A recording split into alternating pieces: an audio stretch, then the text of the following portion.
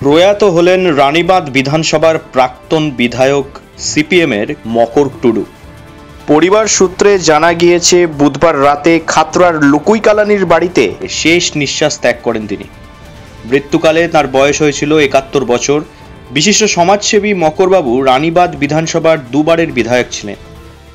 সিপিএমের দীর্ঘদিনের পার্টি কর্মী, কৃষক আন্দোলনের নেতা, এলাকার প্রাক্তন বিধায়ক, এলাকার উন্নয়নে বিশেষ ভূমিকা পালন করেছিলেন তিনি।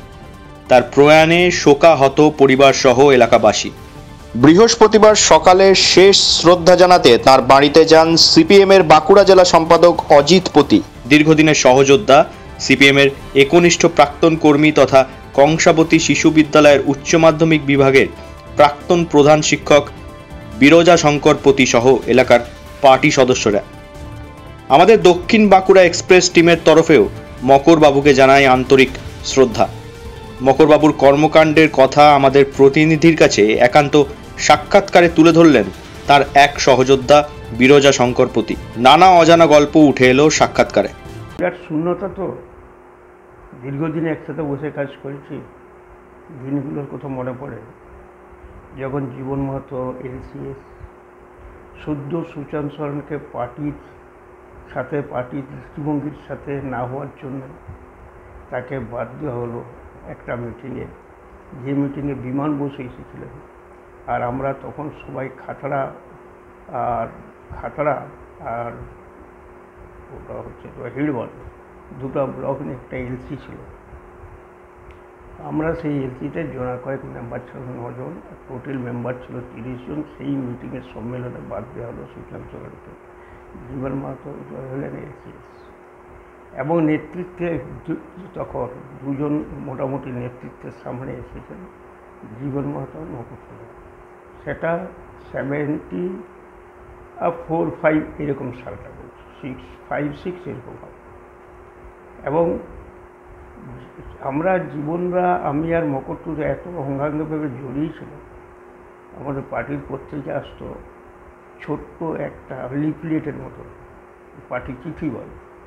সেই পার্টি চিঠিটা পড়ার জন্য আমি, মকর টুডু আর জীবন মাহাতো বসতাম। তোমার ঘরের সামনে দেখবে বাঁ সাইডে একটা বড় পাথর আছে, এগুলো গাছপালা ছিল, সেইখানে বসে আমরা পড়তাম পার্টি চিঠিটা বিকালবেলায়। তারপরে তখন তো প্রকাশ্যে কোনো কিছু করা যেত না, তখন ওইখানে পড়ে সব আলোচনা করতাম। আর আমি প্রায় ওয়াকে করতাম কি, এইখানে মিটিং হওয়ার পর চারধার দহলা ফহলা বিভিন্ন অঞ্চল ঘুরে যখন আসতাম, জঙ্গল যেহেতু ওই এলাকাটা ছিল, আর আমাদের উপর যে একটু নিরাপত্তার ব্যাপারটা নিজেদেরকে ভাবতে হতো, তখন আমি মকর টুডুকে ওই তোমার হচ্ছে যে ওর ঘরে ওই গাছপালার ভিতর দিয়ে আমি পৌঁছে দিয়ে আসতাম। এইভাবে আমাদের দীর্ঘদিন ধরে একটা এমন সম্পর্ক হয়ে গেছিল যে শুধু পার্টি নয়, যেমন হচ্ছে আমরা একই ফ্যামিলির মেম্বার, এরকম ব্যাপারটা ছিল। আর মকরবাবু খুব হাসি খুশি ছিল।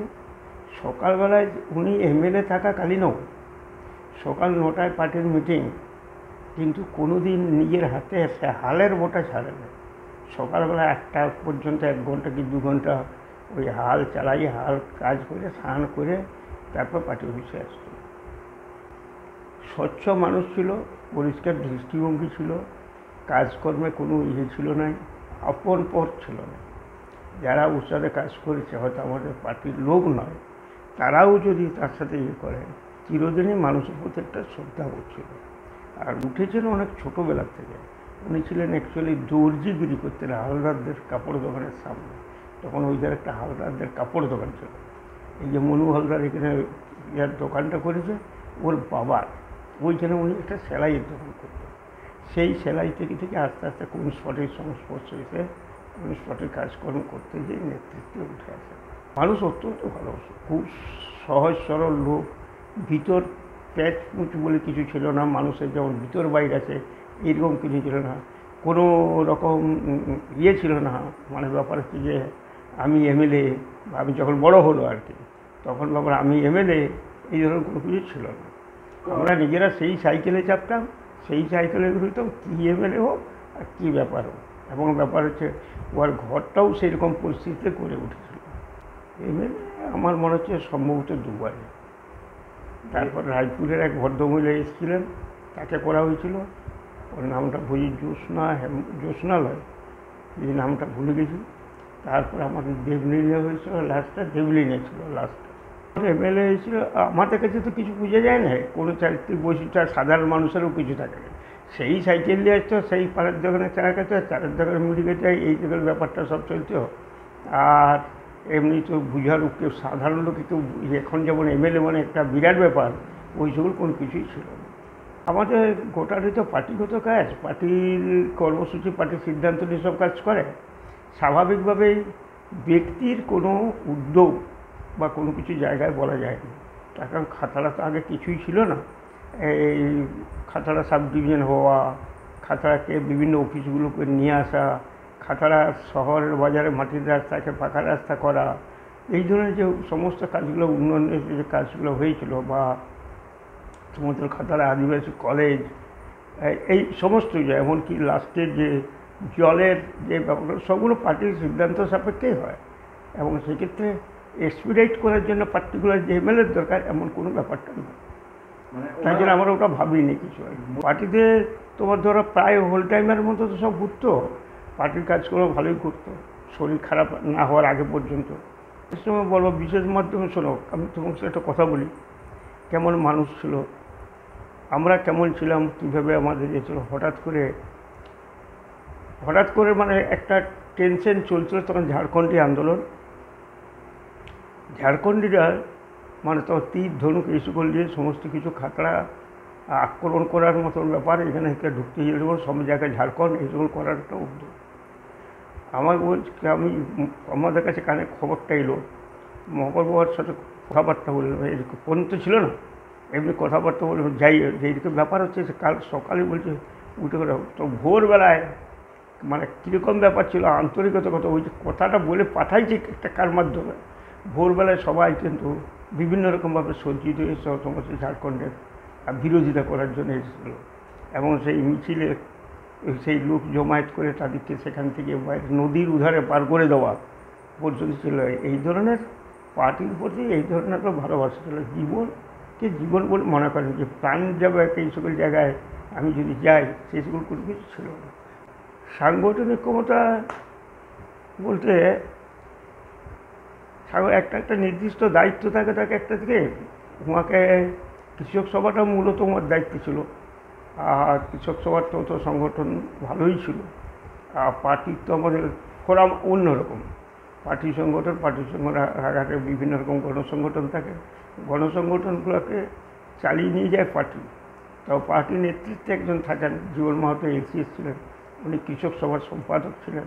এবং কৃষক সভার কাজকর্ম তখন খুব ভালোভাবেই হতো।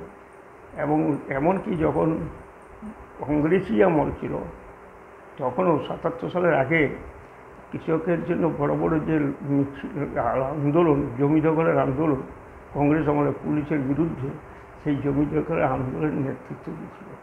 এবং দেওয়ালা অঞ্চলে সেখানে সেই সমস্ত নিয়ে সেই জমি দখল করতে দিয়েছিল। সুপুর অঞ্চলে লাস্ট যেটা হয়েছিল, সেটা যদিও বামফ্রন্টের আমলে, তখনও কৃষক সভার নেতৃত্বে যখন হলো বর্গা রেকর্ডিং এবং এই সকল ব্যাপার, সমস্ত গরিব মানুষের বা যাদের বর্গাধার তাদেরকে রেকর্ড করা, এই ধরনের একটা ভাইটাল রোল, এবং পাড়ায় পাড়ায় মিটিং করা, সমস্ত জায়গায় করা, এইভাবে করেছিল। বয়স তো হয়েছিল, ওই জায়গাটা পূরণ করা যাবে না, আমাদের সব বয়স হয়েছে। আমার থেকে উনি বয়সে হিসাবে যদিও বন্ধুর মতো সব ছিলাম, আমাকে মাস্টার বলতেন, আর আমি মকরবাবু বলতাম। কিন্তু কেসটাকে সুখে দুঃখে আমার যখন ব্রেন অপারেশন এটা সেটা হলো, তা সত্ত্বেও খোঁজ খবর রেগুলার নিতে আসতো মাঝে মাঝে। উনি ছিলেন কৃষক সভা স্তরের, সর্বভারতীয় স্তরের মেম্বার ছিলেন। পার্টির মূলত আমরা পার্টির সেক্রেটারিয়েট মেম্বার হিসাবে ছিলাম, তার মধ্যে উনি একজন ছিলেন। এবং পার্টির জেলা কমিটির মেম্বার ছিলেন, আর পঞ্চায়েতের প্রধান ছিলেন।